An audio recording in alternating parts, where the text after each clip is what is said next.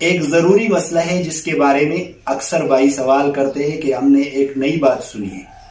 اور وہ نئی بات یہ ہے کہ آدمی جہاں پر موجود ہو وہاں کے حساب سے صدقہ فطر ادا کرے گا۔ تو یہ نئی بات نہیں ہے، یہ مسئلہ ہے، پرانا مسئلہ ہے، اور ہم نے کئی سال یہ مسئلہ بتایا ہے، لیکن آپ لوگوں نے ابھی یہ مسئلہ سنا ہے تو اس وجہ سے یہ مسئلہ آپ لوگوں کو نیا لگ رہا ہے۔ یہ مسئلہ نیا نہیں ہے، آدمی جہاں پر موجود ہوگا وہ اپنا صدقہ فطر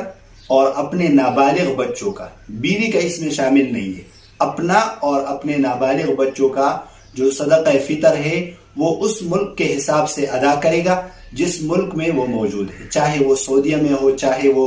دبئی میں ہو، چاہے جس ملک میں بھی موجود ہو، وہاں کے حساب سے وہ صدقہ فطر ادا کرے گا۔ اور پھر چاہے وہ اس ملک میں ادا کرے اور چاہے تو پاکستان میں ادا کرے، لیکن